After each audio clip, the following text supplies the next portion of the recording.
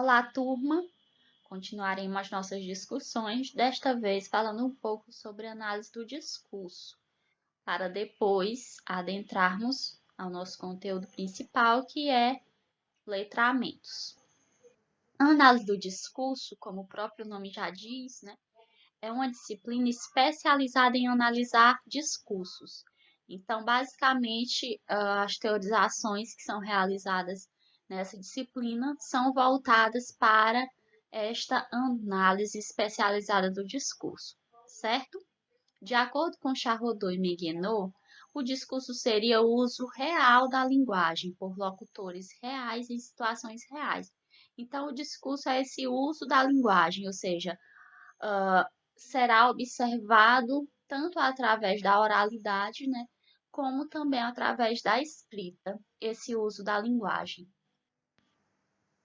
E Pinto afirma que o projeto da análise do discurso é descrever, explicar e avaliar criticamente os processos de produção, circulação e consumo dos sentidos vinculados aos produtos na sociedade. Então, a análise do discurso, quando eu vou realizar a análise de um discurso, essa análise é criteriosa, eu vou descrever, explicar e avaliar como esses produtos, como essas produções elas estão presentes, elas estão vinculadas na sociedade.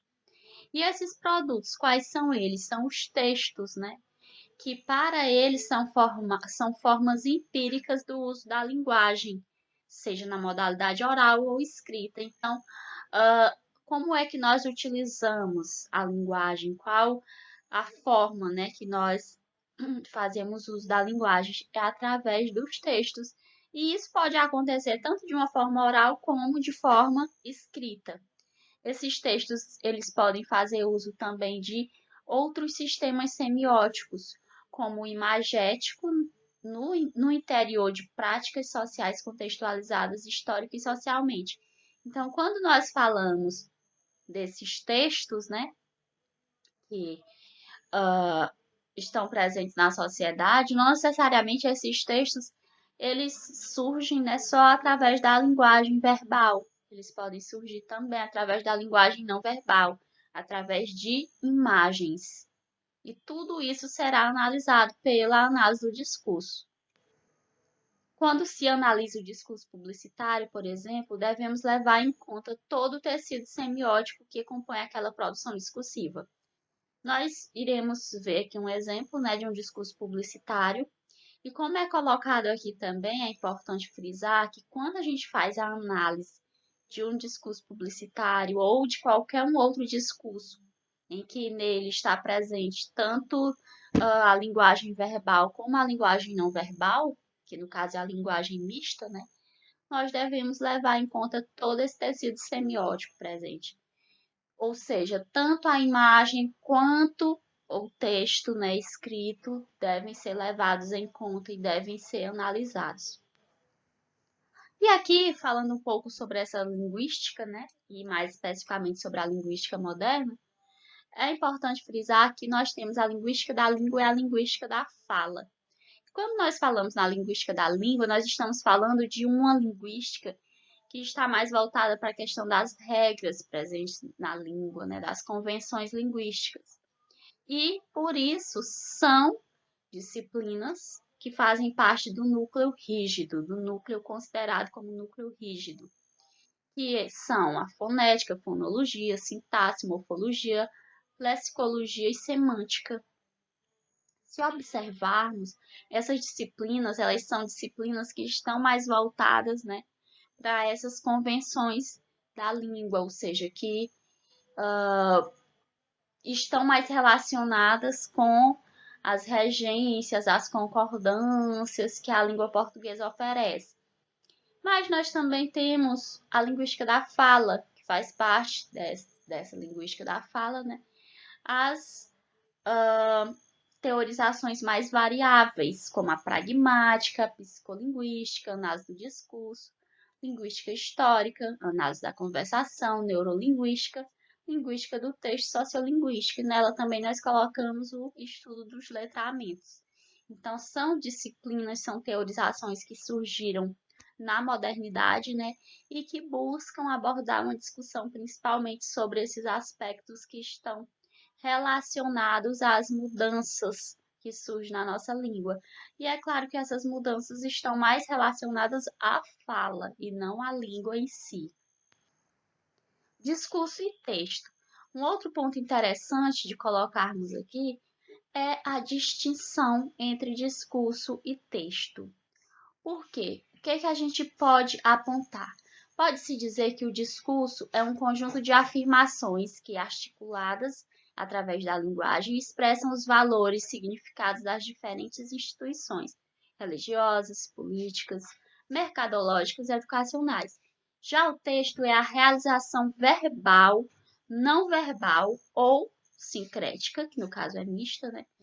Na qual se manifesta o discurso. Ou seja, o que a gente pode observar? Que o texto é algo mais superficial e o discurso é algo mais profundo. Temos até aqui um quadro ilustrativo, né? O texto, por exemplo, o texto está no solo, está na superfície. O discurso está no subsolo, ou seja, para a gente chegar no nível do discurso, a gente precisa ir além, a gente precisa interpretar. O texto, ele possui o quê? O significado, o discurso, o sentido. O texto, ele é material, o discurso contextual. O texto possui frase e o discurso possui enunciado. Então, aqui a gente consegue perceber essa diferença em que, quando nós falamos de discurso, nós estamos falando de algo mais complexo, de algo que a gente precisa se aprofundar mais para obter esse conhecimento, ok? E aqui nós temos uma imagem, né? Ou seja, a venda de um produto, a propaganda, melhor dizendo, de um produto da linha Batavo. E aí, nessa imagem, o que a gente consegue perceber? Tem uma mulher, né, de saia. Essa é a linguagem não verbal, tem uma placa de trânsito, mas nós temos também uma linguagem verbal, que diz assim: use saia, saia de dia, saia de noite, saia de si. Não se reprima, pense light.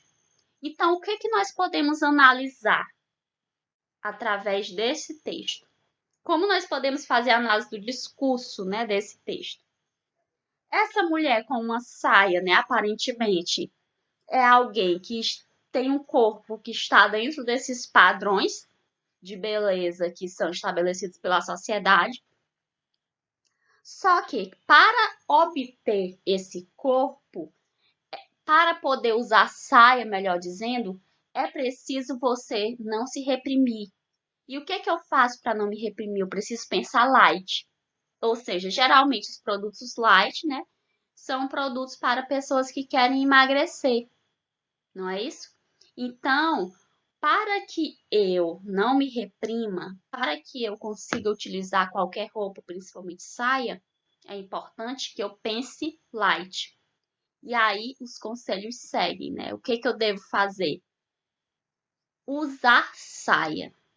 E aí esse primeiro saia, a gente compreende como vestimenta, né? Porque eu tenho o verbo usar, que está no imperativo, e em seguida a palavra saia. Então, use saia.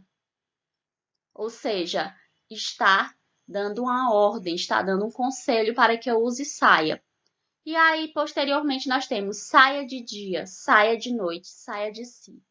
E aí, essa segunda palavra, saia, será que está se referindo à vestimenta ou ao verbo sair? Então, assim, esses questionamentos que surgem, né, é porque é uma palavra que produz esse duplo sentido, não é isso? Aqui dentro do contexto. Mas, de acordo com esse contexto, a gente pode perceber também que está mandando usar saia durante o dia, usar saia durante a noite e sair de si, não é isso? Aqui nós temos uma imagem ilustrativa, né? Nessa imagem nós temos Freud, pai da psicanálise, Saussure, pai da linguística, e Marx, pai do marxismo, E do outro lado nós temos Péchet, que foi um grande analista do discurso, né? Que teorizou a análise do discurso de linha francesa. Então, esse café aqui, o café AD, que é o café análise do discurso, ele surgiu a partir dos ingredientes presentes por esses outros três teóricos, da psicanálise, da linguística e do marxismo. Ou seja, é a partir do materialismo histórico de Marx, da psicanálise de Freud e da linguística de Saussure que surge a análise do discurso de linha francesa. Então, a análise do discurso é essa disciplina do ramo da linguística, né? Que analisa discurso. O que eu fiz ali naquela imagem dos produtos Batavo foi exatamente isso, essa análise do discurso, ou seja, ver o texto e a partir daquele texto ir além, analisá-lo, buscar compreender. Quando nós fazemos isso, nós estamos fazendo análise do discurso. E essa análise do discurso é uma disciplina que envolve tanto a linguística, quanto o marxismo, quanto a psicanálise, certo? Essas foram as referências utilizadas. Um abraço a todos e todas.